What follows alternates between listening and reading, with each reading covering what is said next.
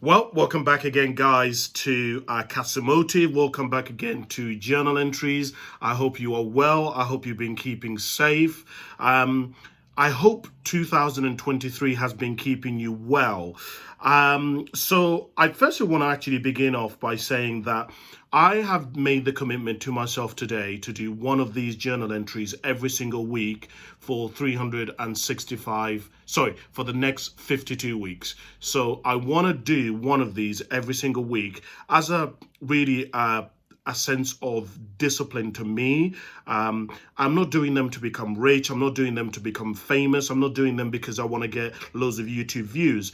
But what I've been thinking about is there is a lot of things that I have very strong opinions on, loads of things that I believe very strongly, that I would like to share. I don't know whether this makes sense to you or you can relate to this, but I'm the kind of person where I have so much knowledge and so much experience that I feel like I've got to put it out there. I feel like the kind of person, I feel sometimes like an artist where, I don't know if you can relate to this, but sometimes I've seen people who are like artists and who are singers and who are drawers, and they just draw for the fun of drawing, not because they want to, but because they feel like they have to. They've got to pour it out. They're overflowing. And that's the point in my life that I feel I'm at. I feel like I'm at a point in my life where I have so much to give, and I feel like I'm I'm at a point where I've hit like a climax where I've learned so much, I've experienced so much, I've failed so much, I've learned so many things that work and that don't work, that I want to go out there and share some of that with other people. I don't know whether other people are going to find it useful. I don't know whether it's going to add any value to your life or not, but I hope that it will. And I've made a commitment that for the next year, for the next 52 weeks, I am going to do one of these journal entries every single week. Now, in case you're not familiar with journal entries, I started journal entries originally under the philosophy of something that I very strongly believe, which is that, look, the reality of life is that the majority of us are not going to become successful, rich, powerful. Most of us aren't born into families where our parents are going to be billionaires or going to be top executives. The average person who's going to be listening to this, you're not going to be reach the echelons where you're going to become like a politician, or you're going to become a minister, or you're going to become somebody who is of notoriety. You're just the average person. But what I do believe, and this is really the thing that I really want people to take from journal entries, is that you can be an ordinary person but still manage to create an extraordinary life for yourself. And that's really the undertone, the foundation of why I started journal entries. Because I believe that the things that really matter most, the things that really allow us as individuals to reach our potential, to exercise our willpower, to get out there and touch as many people and connect with as many people as we can, to better not only our lives, but our families' lives, our communities' lives, are not things like being born in a powerful family or having a parent who's hyper successful. Those are not the things that I have discovered really matter. Don't get me wrong, those things are important, right? It's nice to have family who are well connected. It's nice to have resources like money behind you, because it just makes things, it gives you a slight advantage over other people. But the things that I believe matter most, and that I believe every single one of us can accrue in our life, is that all of us can get from our own lives, can extract lessons. All of us have experiences, we have stories, we have had failures, we have had some degree of success. We may not see our life as a success, but sometimes just survival in itself is actually the success. Just getting yourself out of an abusive relationship in itself, or a toxic relationship, is a success, right? I think there is I don't think, I once heard a woman say something like this. I think her name was Esther Perel or something like that. My apologies, I can't remember her name to quote her. But she says, there is no hierarchy in suffering. And what she meant by that is, look, there is a tendency as human beings for us to come from this space where we say, well, that person has gone through a terrible thing where maybe they've been sexually abused. That person has come from poverty. That person has come from foster care. That person has suffered with mental health. That person has been neglected. That person was bullied as a young person. And my story isn't really that significant. I disagree. And this is why I do very strongly believe what that person said in that statement of there is no hierarchy in suffering. Every single one of us plays an integral role in all of our lives, right? We don't just live on this planet by ourselves. We live on the planet with other people. We don't just exist in just simply the physical form. There are elements to humanity, to being in itself, right? You sometimes hear people say, God, that person had a very good energy, which means that if people are saying that kind of, or you hear people say, God, that person was a good person, that wasn't necessarily based on what they did. That wasn't based on outward, extrinsic, materialistic manifestation of their being, but rather it was something to do with their energy, something to do with the way they came across, right? It was something much deeper, something spiritual, something higher, right? There is this string that kind of binds human beings, this invisible string. And I think all of us have that, right? And so what I very strongly believe in is really the foundation of why I started these journal entries is, look, use your knowledge, use your lessons, use what has worked and what hasn't worked, and pass it on to the next generation. Use it, whether it be through writing a book, through mentoring a young person, through setting up a workshop, through being a sponsor to somebody, through talking to and being there or listening to somebody in your community. Right? I know that there is a lot of people who are going to say, well, Kasim, I don't have kids, so this doesn't really relate to me. But you have to, one of the things that I've come to understand, and this is what I encourage you to do, if you take a dictionary and you open the dictionary and you look up every word, one of the things that you're going to notice is that in the dictionary, each word has usually multiple meanings, right? And or multiple definitions of the same word. And what I have come to understand about life is that too many of us take the first definition of a word, or rather of something that we experience or that we know. But in reality, life is a lot more complex. Life is a lot more paradoxical and oxymorical.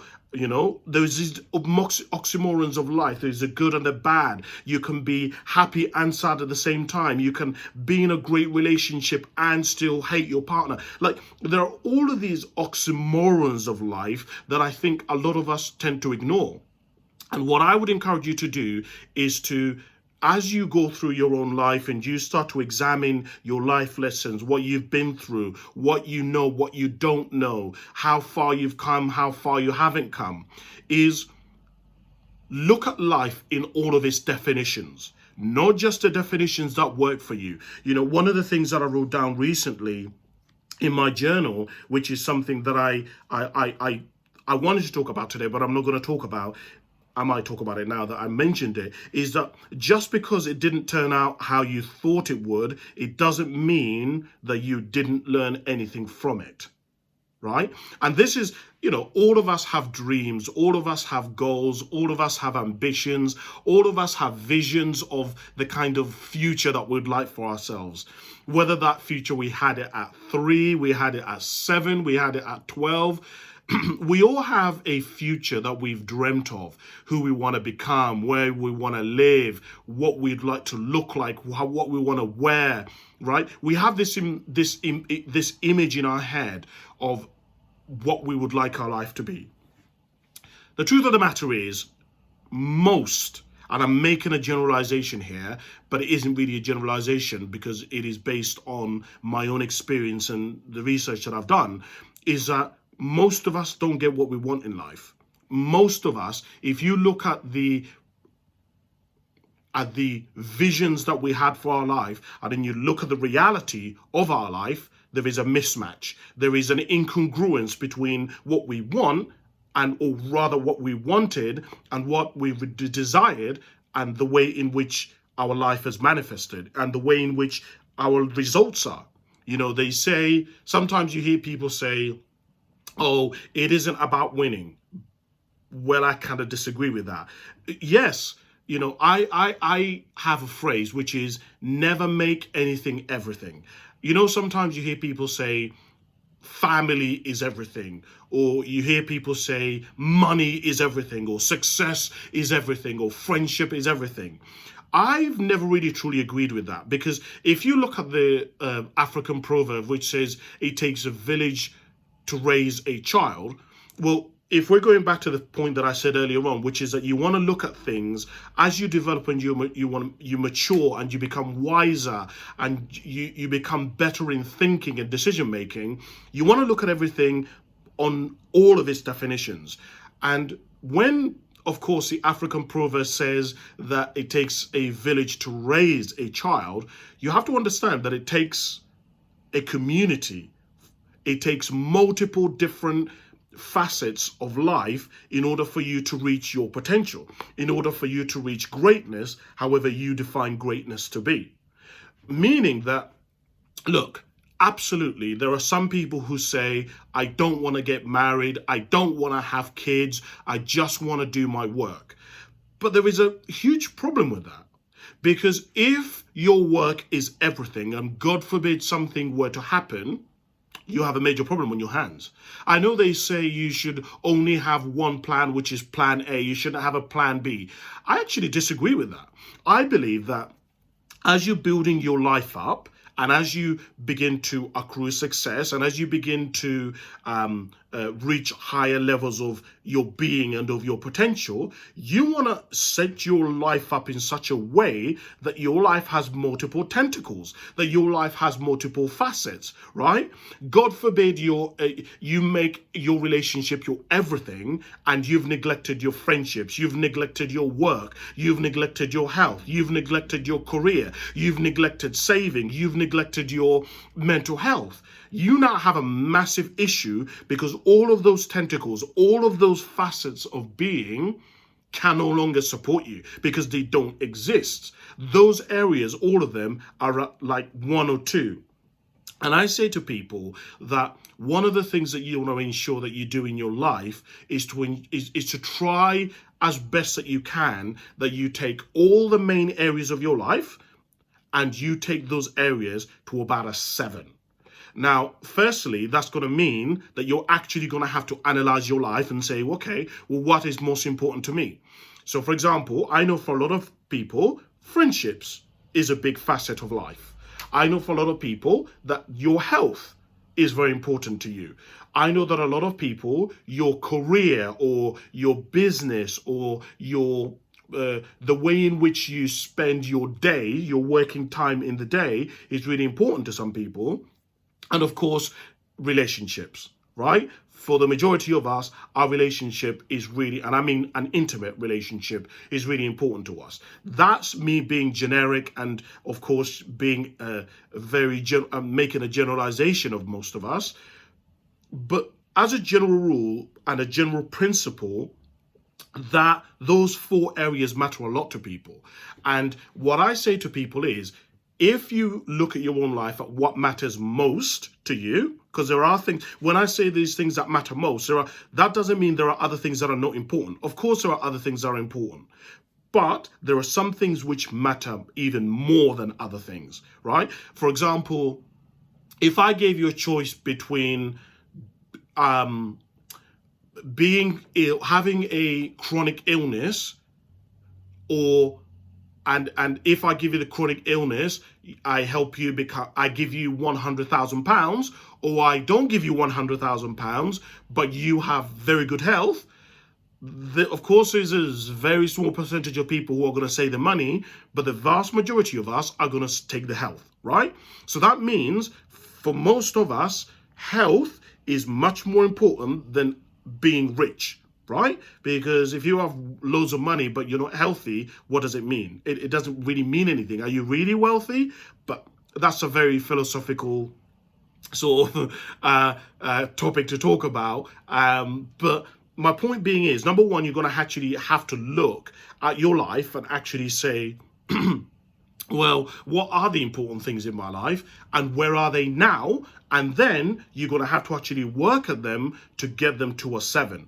A 7 out of 10 is what I mean. Meaning 0 is like shit, it's terrible, it's not good at all. And 10 is exemplary. It is beyond comprehension. It is the best that you can possibly do. Right? So let's take an example. So for example, let's take your career. So your career might be, let's use me, the career that I have for myself and how I define a 7 career for me would be, and this is how, and remember, I've thought about this a lot, like what would be my ideal career? How would I like my life to actually be? The way I'd like my life to actually be is that I want to work essentially from about 8 o'clock in the morning and then finish work at about 4 o'clock. Okay, that is my waking hours. And in that time, I want to have a property development business and I want to spend about 4 hours of that time doing coaching, doing workshops or something on those lines. And that is essentially, if we're talking simply about the working hours, that is how I would like to spend the rest of my time. That coaching can be through mentoring somebody, through going to a business networking event, through doing one of these videos, doing a podcast. It can be through counseling somebody. It can be through doing a workshop at a school or a prison or wherever it may be.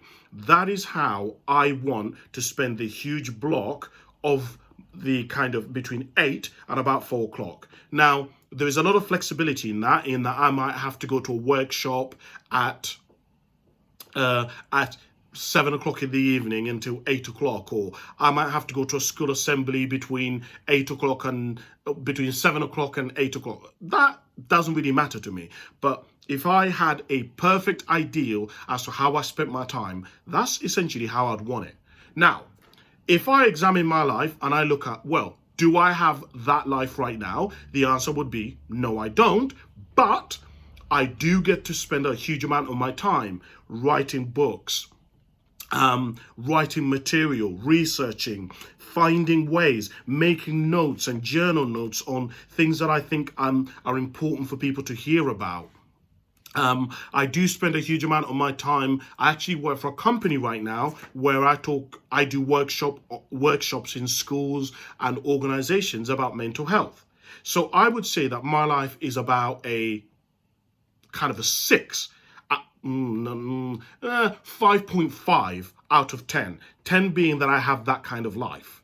So, but I'm trying to get it to that kind of 7 or 8 so that if that area falls off, at least I have something else, right, to back me up, which goes full circle back to what I was saying earlier on.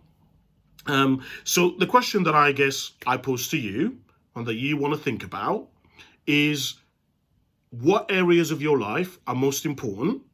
And are those areas 7s or above out of 10 in most of those areas? Is your health a 7 out of 10? Is your communication, if that's really important for you because of your relationship or your business, is that a 7 out of 10? Is your income, if that's really important to you, a 7 out of 10? Now remember that, like with anything, life fluctuates, right? There's a lot of plasticity about life. Life goes up, it goes down. Sometimes you make a lot of money, sometimes you don't make a lot of money. Sometimes your relationship is amazing, sometimes it's not. Sometimes your mental health is amazing, sometimes it's not. There is a lot of plasticity with life. So it's really important for you to understand that there is going to be these ups and downs, and sometimes you may be a 10 and sometimes you may be a 3. But the key is to try and keep it as stable as possible. And let me explain why I came up with this. I want to give you some kind of context. So the context is this. I used to work for an estate agency for about 6 years, and I was selling houses. And I used to have these quarterly meetings. Every 3 months, I'd have these meetings with my boss. And I remember I had this meeting with my regional director, John. John, in one meeting, said something to me, which is what essentially has been the foundation of why I believe this 7 out of 10 philosophy. John said to me, Kasim, I don't want you to, essentially every day I would make phone calls out to people saying, do you want to view this house? I think this house would be perfect for you. Have you seen this one on the website? What do you think of these details? To try and get views. Why? Because views would eventually lead to somebody making an offer, and offers would lead to me selling the house, and that's how I got paid, right? And John, in one of these meetings, said to me, Kasim, I don't want you to make 100 phone calls every day. He said, I just want you to make 70. And the reason why this was is because John looked at basically our telephone, the outbound calls, our phone calls out were recorded on like a monitor, and you could see how many telephone calls people had made.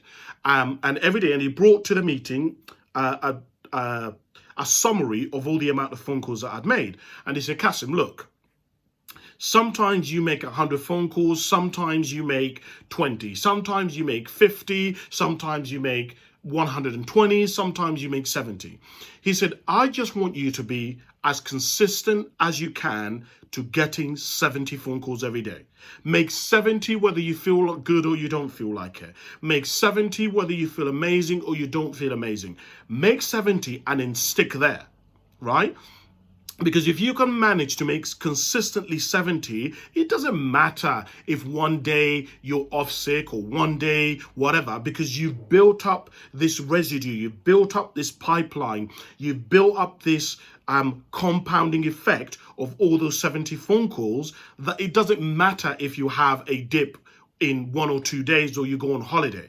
But when you're constantly fluctuating up and down like this, there is no kind of compound effect. There is no trail behind you that's following you. So this is part of the reason why I hold the philosophy that I hold about looking at your life and ensuring that you try to take the most important areas of your life to about a 7 out of 10.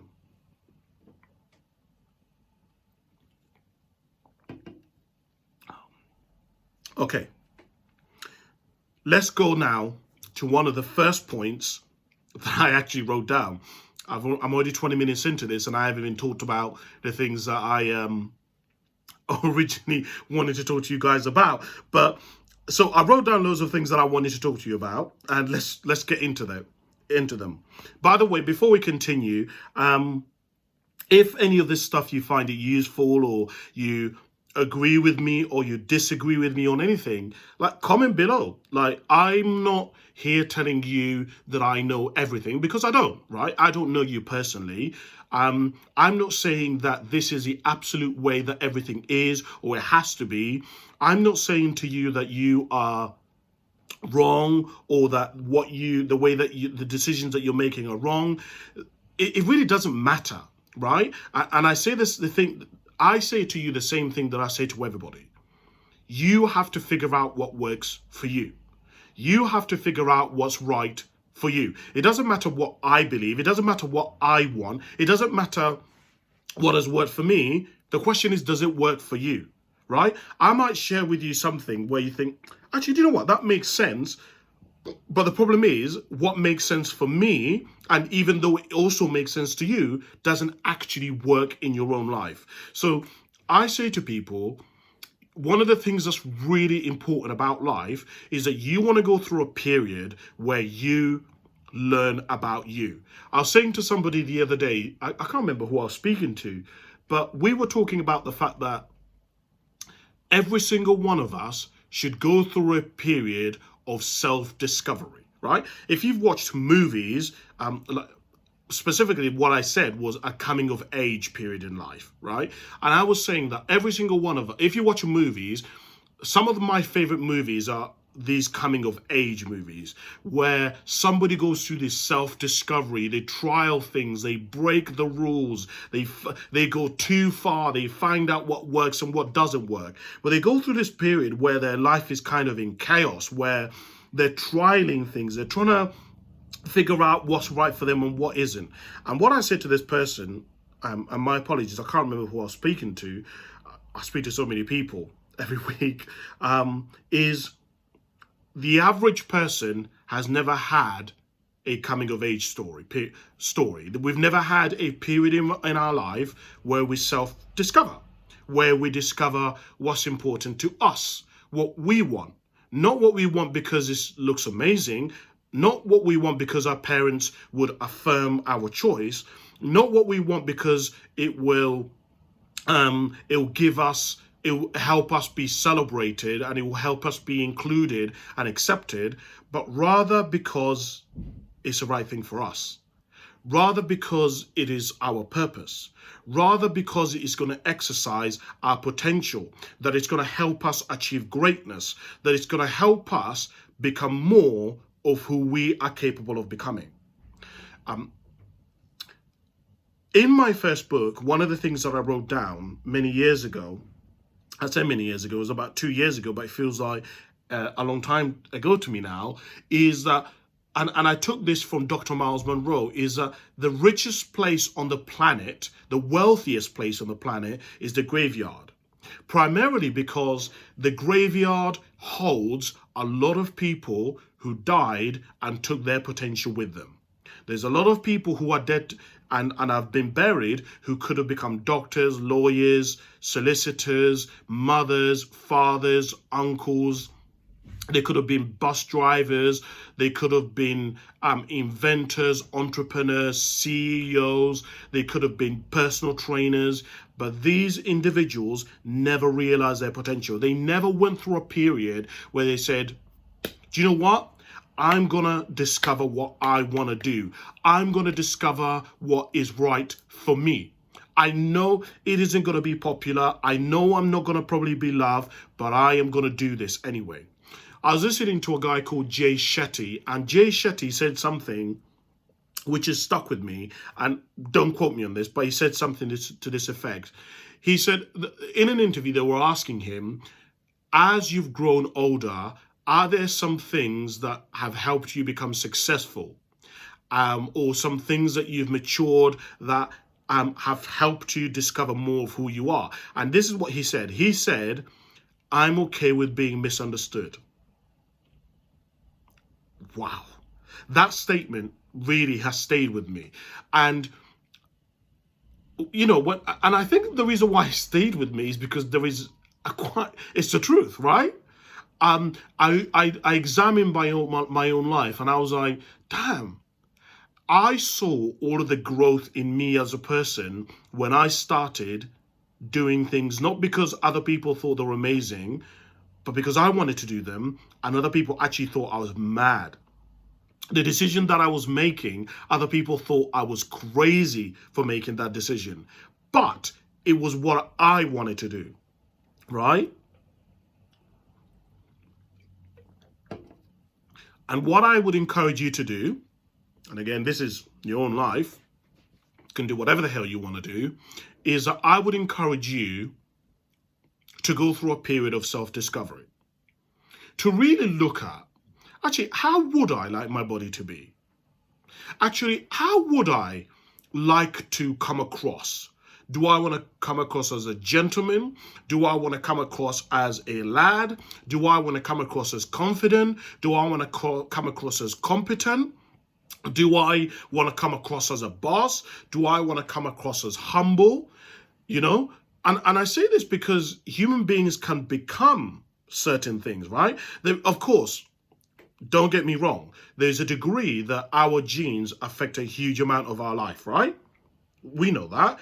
Like, for example, we know that if me and Usain Bolt got into a race, if I trained for a year and Usain Bolt trained for a year, and I had the best researchers and the best people, instructors, and the best technology in the world, I would not beat Usain Bolt if I was at my peak and Usain Bolt was at his peak, I wouldn't be able to beat him. That doesn't mean that I'm not talented. That doesn't mean that Usain Bolt is whatever. It just means that there are some things that are subject. There is our capacities in some degree are subject to our genes, right? I can't remember which book. Oh no, it was my second book, my goal-setting book, that I said this. I said anything is possible, but not everything is possible for you, right? Yes, absolutely. There are people who can start from zero and become a billionaire. Absolutely. But not everybody can do that, right? You have to be of a certain leaning. For example, to become a billionaire, one of the things that you have to be comfortable with is working 18 hours, working a day. No, not in a week, 18 hours a day, right? You have to be prepared to move countries. You have to be prepared to travel a lot.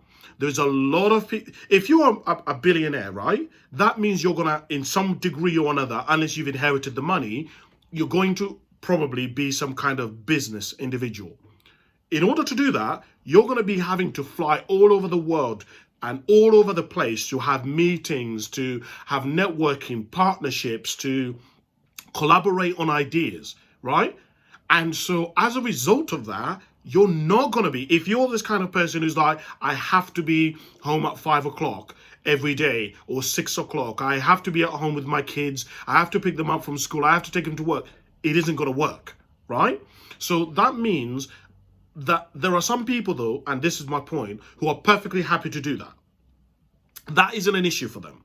But there is a lot of people where that for us would be an issue. We wouldn't be happy to work 18 hours a day, sacrifice friendships, travel all over the world, have a community, meet random people who we don't really have a connection, we can never bond and have a really strong connection and strong friendship with. It's just not really possible for us, right? And so, as I say, what I would encourage you to do is to go through that period in your life where you discover that kind of stuff for yourself, where you see what is important to you, what you want, what you would like, right? That, again, it's your life. You can do whatever you want, but that's what I would personally encourage you to do.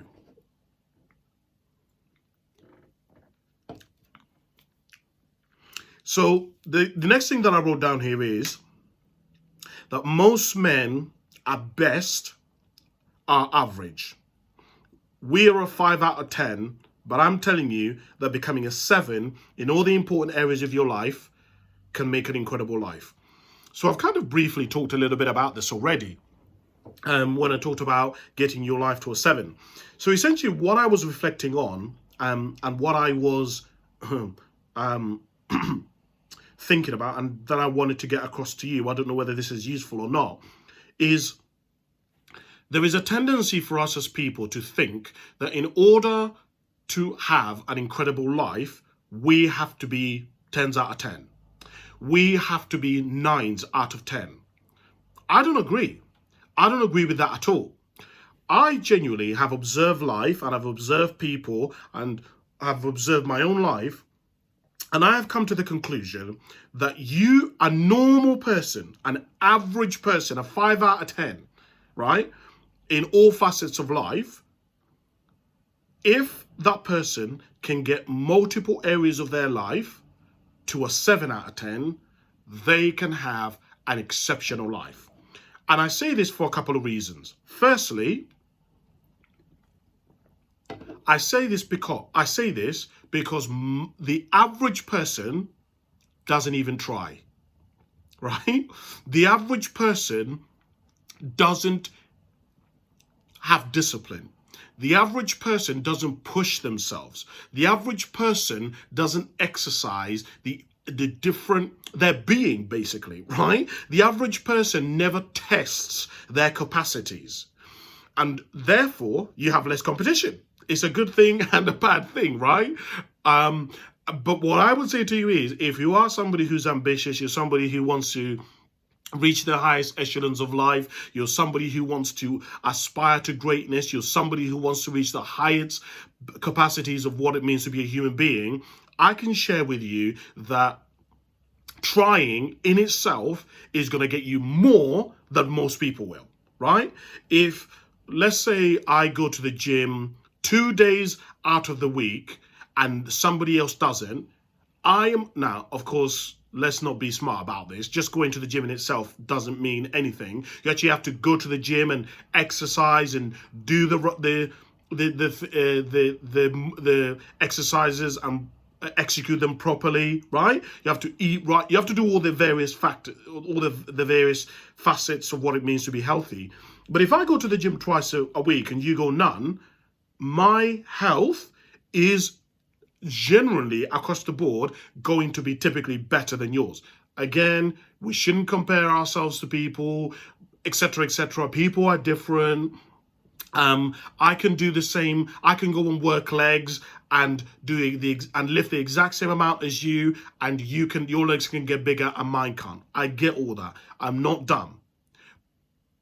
But the principle is that certain things, if you do them over a consistent period of time, eventually they do lead to success in the right context, right? Because I know you're going to be saying to me, well, Kasim, I could go and work as hard as somebody else and I won't get the same amount of money. I get that, right? There is an element of luck. There is an element of being in the right place at the right time. There's an element of being who you are, playing into it. Like, for example, I've come to the conclusion, and this is my own conclusion, again, you don't have to agree with me, but I have discovered that if you are good looking, everything is easier. Now, that doesn't mean that there are times when things are not difficult. That doesn't mean there are not going to be times when things are challenging. But I've discovered that if you have a choice, let's say you have a job and you got two people who are both as qualified for the job, and one of them is really handsome and good looking and pretty and hot, and the other one is ugly, most of us are going to choose the one who's good looking. That in itself just proves my point, right? If you have two women, both of them are beautiful, both of them are articulate, both of them are driven, both of them are loving, both of them are, they've worked on themselves, but one is ridiculously your type and what you enjoy, and the other one isn't, you're probably going to go with the one that is your type. Right? So that plays a part into stuff, right? There's certain things that play a part in certain things. So, for example, what else have I discovered helps? I've discovered that money helps, right? A lot of us would rather be friends with somebody who is rich versus somebody who's poor. Now, I know that shouldn't be, and I can already hear your rhetoric. You're like, Kasim, that's so materialistic. People shouldn't be like that. Well, the reality of life is that is how it is. Okay, and I think I wrote this in my last book. Yeah, I did write this in my last book, The 6 Fears of Life. I said that in life, one of the really important things is that you have to learn what you should just not fight. There are some things that are just that way, and you can spend your whole life trying to fight them, or focus on the things that you can change. Like I said to people, look, politicians are going to lie. Everybody knows that politicians are liars. You can go and spend years fighting to say politicians shouldn't be liars. We should choose these kinds of people. Or you can spend your time focusing on your business, focusing on your family, focusing on the things that you can control. Get to the point where you yourself have accrued enough success that then you can get to apply to be a member of parliament, and then you can start leading and making decisions from an ethical place, right? You can change the system. One of the principles that I have learned in life is that you cannot change something unless you're in it already. What that essentially means is, and again, I said this in the 6 Fears of Life, the people who I have found who are failing, who are in life, who are struggling to become successful, those people don't understand that you cannot change the rules of a game unless two things are in place.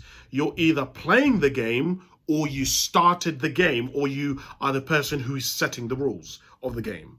Does that make sense? There's a lot of people who say, well, politicians shouldn't lie. Well, people shouldn't let taxes be cut by people who are rich. Well, if I was a millionaire, I would help these people. Well, if I was a business person, I wouldn't do this and I wouldn't do that.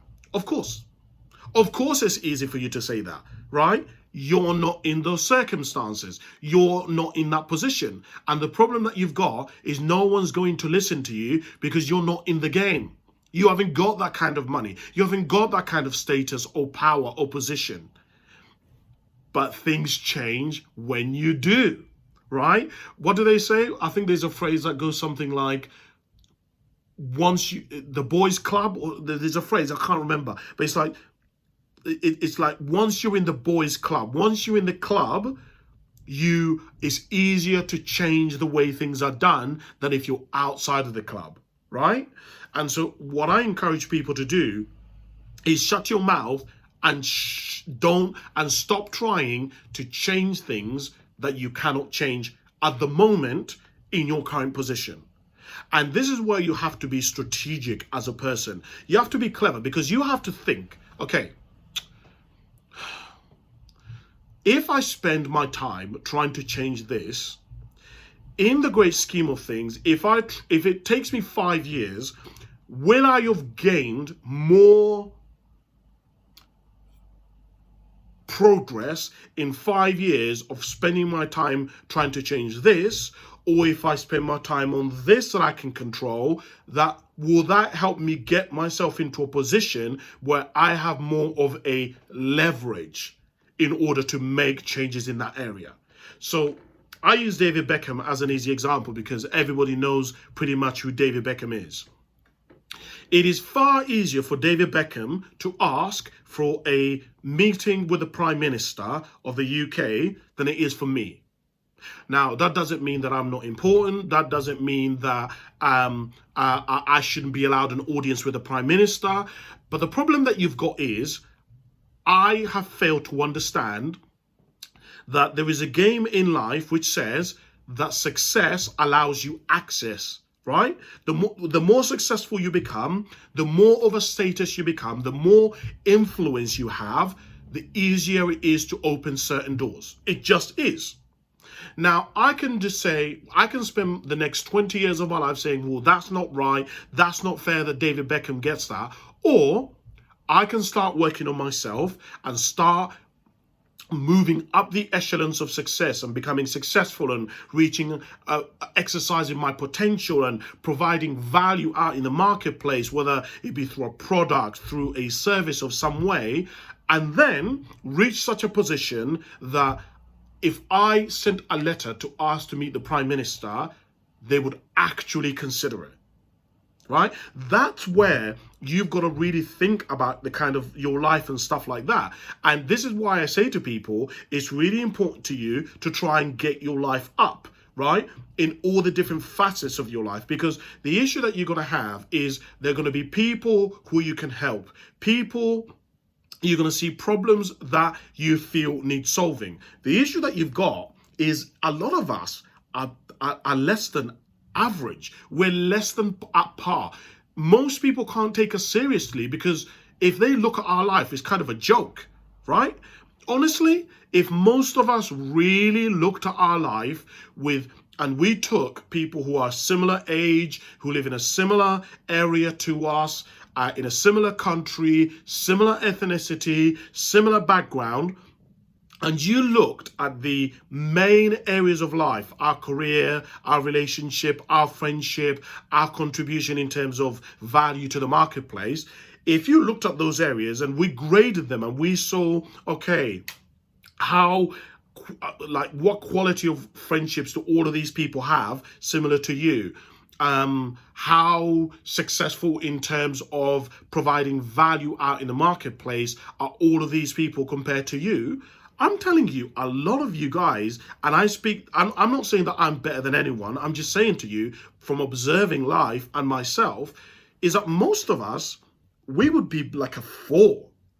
If we're simply matching it with other people. And it gets even worse when we start comparing it against our potential, because the average person isn't even reaching to the edges of their capacity. We're not even exercising. We're not even pushing. We're not even trying, most of us. This is why I say to people, like, I'm telling you, it is so easy for you to live an exemplary kind of life if you actually tried, if you gave it a go, if you went for it in your own life. But it takes courage, right? It takes courage to follow your dreams. It takes guts. It takes effort. It takes discipline. It takes sacrificing of the person who you used to be in order to become the person who you want to become. You know, a lot of people were very bound to who we used to be. We don't want to let go of who we used to be, right? A lot of us put higher status and higher accolade on what we've done and who we've been and what we've achieved than what we become, what we can do, and what we can manifest out into the world, right? It's important for people to understand that whatever you've done is no longer your potential. Your potential is what you could do. It's what you're capable of, not what you've done. That what you've done is no longer your potential. It's exercise now. It's done, right? And so I think a lot of people don't realize that that based on the experience and the knowledge and the wisdom and the lessons that they've had, they actually have a bigger reach. They have more resources at their disposal than they did 5 years ago, right? A lot of people don't update. Like I say to people, and I said it in the book, in my second book about goal setting, I say to people that a lot of people don't update their vision of themselves based on their experiences, right? If you've gone through a divorce, you are now wiser at what doesn't work in a relationship, right? If you are somebody who you up to now have not had a lot of money, that means you are an expert at not having money. So that means you actually have a leverage over a lot of people because you know what doesn't work. All you have to do is go back through the last, 15 years of your life and look at what you've done with your money every single time you've either been given it, you've got it through working or whatever. Look at what you've done with it. And you will study, if you study yourself, you will realize you're actually an expert at the ability to lose money or not to create wealth for yourself. I listened to Lisa Nichols, and Lisa Nichols said that there are 3 elements to money. One is creating wealth. That means like getting jobs, stuff like that. 2 is keeping the money, right? This was actually my problem. There are a lot of people who know how to get money, who can get a job, who can create a product, service. But the issue is, as soon as they get paid, that money is gone within 2 weeks. And then they spend the last 2 weeks struggling around trying to get it. And the third that she said is the ability to make money work for you. So that means learning how to invest, learning how interest works, learning how compound interest works, learning about credit, that kind of stuff. And a lot of people don't know how that works, right? A lot of people make money and then at the end they use the money and then they start all over again. But there are people who make money, keep it, invest it, and then that money keeps making even more money. And that's a lot. Most of us aren't at that stage. We don't even know that kind of stuff exists. Well, we may know it in the peripheral, but we've never thought about that being ourselves, as we being the kind of person who can do that. So going full circle back around to my point is that you want to really look at what can you do to get yourself to a 7. Because I'm telling you, it isn't that as difficult as what you think it is, right? If you look at the average income, the average person in the UK, let's say, earns about £29,000, right? £29,000 is, in my eyes, actually quite a lot of money. In fact, realistically speaking, most people that I know do not earn £29,000. But let's say you got yourself to £40,000, right? £40,000 a year is something around £3,000 every single month you're being paid. I'm telling you that there is a very big difference between earning £2,000 and £3,000. And I know to some of you that may seem like, yeah, but it's only £1,000. Every single month, imagine I gave you £1,000 and I said to you, do whatever you want. Imagine the kind of life that you could live. Imagine the time you can eat organic food. You can get to go on 2 holidays a year instead of one cheap one, right? You can actually live, imagine the kind of place you could live in, right? And it's £1,000 more. We're not talking about you becoming some multi-millionaire. We've just simply said go from 29 to 40, right? So technically that's 11, but let's not get into the finer details. But I'm not talking about some revolutionary grand scheme of something you could, like, oh my God, Cass, I'm going from nothing. No, I'm talking about very simple things here. I'm talking about asking for a promotion, taking on more responsibility at work, being more creative so that you can create you can create a role for yourself that didn't even exist in the company. Like thinking outside of the box. And this really is, I guess, really the big element to this. To reach the 7, you've got to think outside of the box. You've got to stretch your imagination and your way of manifesting in life and in terms of your capacity than thinking like the average person does, right? For example, you might never have thought about investing. You might never have thought about remortgaging. You might never have thought about property development. You might never have thought about having a side hustle or having a part-time job. That may never even have crossed your mind. Consider them. Think about this kind of stuff, right? This is what I say. And again, like with everything, this is your life. That may not be right for you. That may not be what you value, what you want, what's important to you. But I say to you, consider it. Consider it and think about it, because it may be the answer to what you're looking for, right? So that's one of the things that I would personally recommend to you. One of the other things here that I wrote down here is that there is a difference between, and I've really thought a lot about this actually. There's a difference between mental illness and mental health. I repeat, there's a difference between mental illness and mental health. And I never actually knew this really until I started working for the company that I work for now. I never actually truly understood the difference between this. So mental illness means that you're diagnosed with something, right? You're diagnosed with clinical depression, psychosis, schizophrenia, right? Those are actually medical conditions and illnesses that you're diagnosed with. Mental health is how you are dealing with the challenges of life. We're talking about fears, phobias, anxiety, stress, right? All of us are going to experience ups and downs in life, right? We're going to experience bereavement. We're going to experience setbacks. We're going to experience success.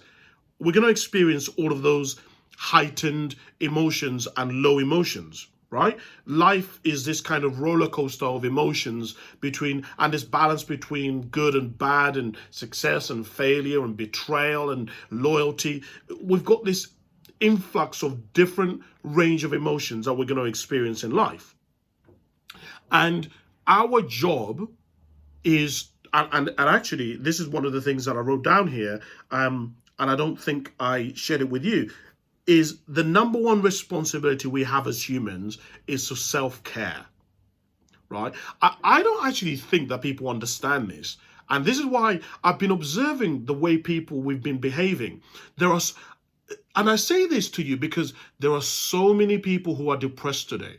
There are so many people who are experiencing phobias, anxiety, people who are stressed out, people who are depressed. And I've been like, I don't understand this. Where is this all coming from?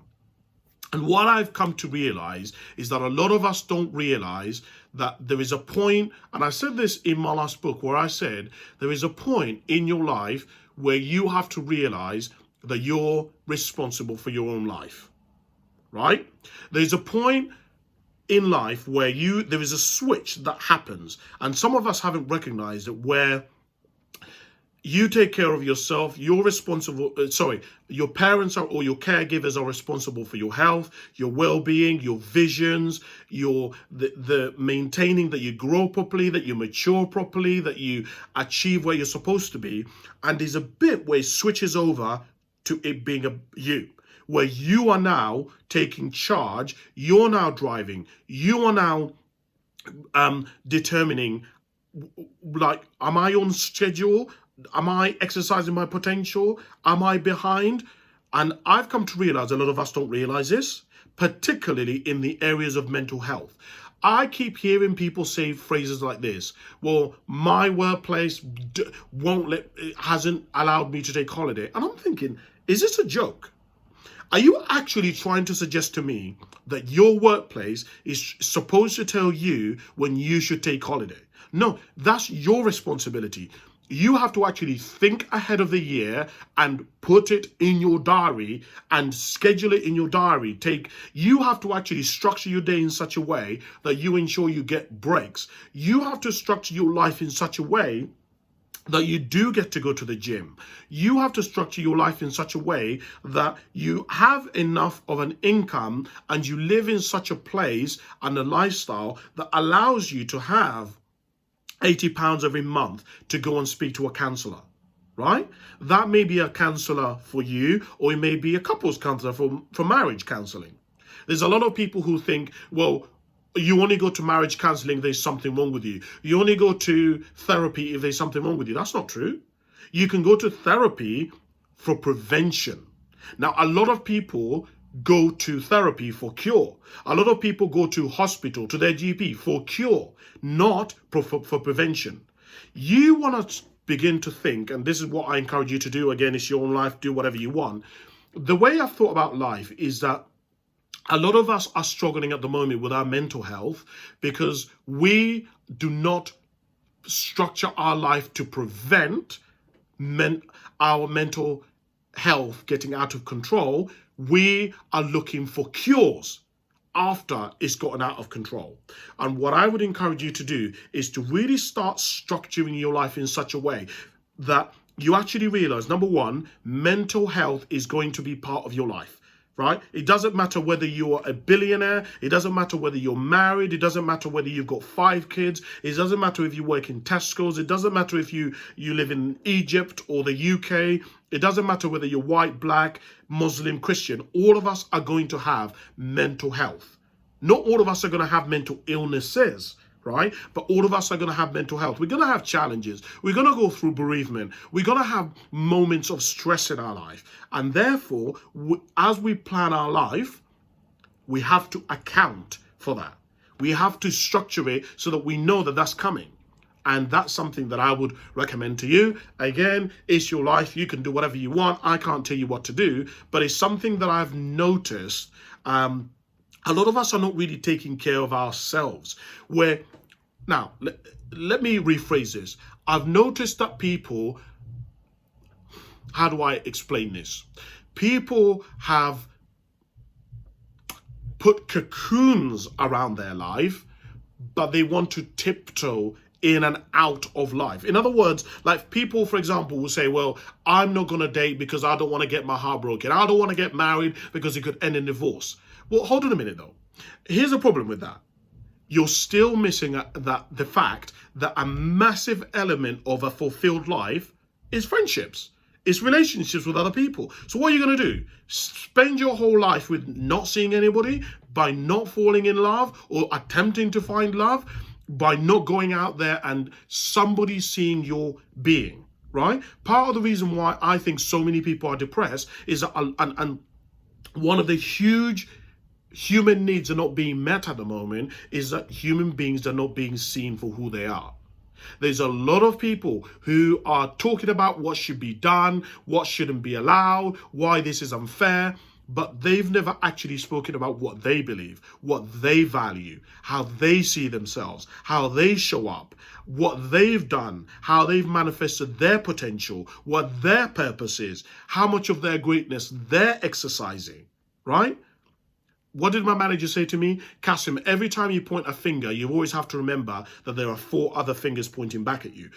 I've come to the realization that a lot of us have never pointed any fingers at ourselves, right? We would gladly talk about other people and how other people should do this and how other people should do that and how other people are not living up to this. But we're not either. We are not living up to our potential. We are not exercising or manifesting our greatness. And what I would say to you is really very simple.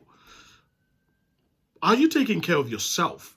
And by taking care of yourself, remember what I said earlier on. I mean all the definitions of that. Taking care of yourself meaning you've actually got to pursue your dreams. You've actually got to go out there and attempt to make friendships and find a connection with other people. What does that mean? That means you've got to forgive yourself. You've actually got to go out there and take a risk on yourself, right?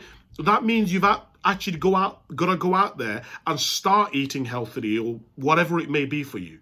All of its definitions, not just the singular way that you think about it. But as I say, again, it's your life. You can do whatever you want. But it's just, I've been thinking about those things. And I guess that's where I'm going to finish today, because I've probably given you a lot to think about. It's been quite an intense hour that I've been with you. But I genuinely, I really hope in some way something that I've said has been of value to you, right? I don't do this. And I didn't commit to doing this because I want to, in some way, I think there's something wrong with you or I want to persuade you of something. Really, I just wanted to share with you my truth. I wanted to share with you my experience and what I've observed. It doesn't mean it's your truth, but, I've always said to people, pull my argument apart. If you don't agree with some of the things that I said, pull it apart, right? Pull out and extract the bits that would probably work for you, that are true for you.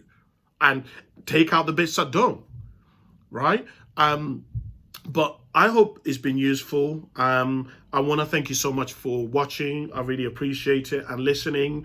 And I hope you have a good week. And I will see you next week. Thank you so much for listening. And I'll speak to you soon. Bye for now.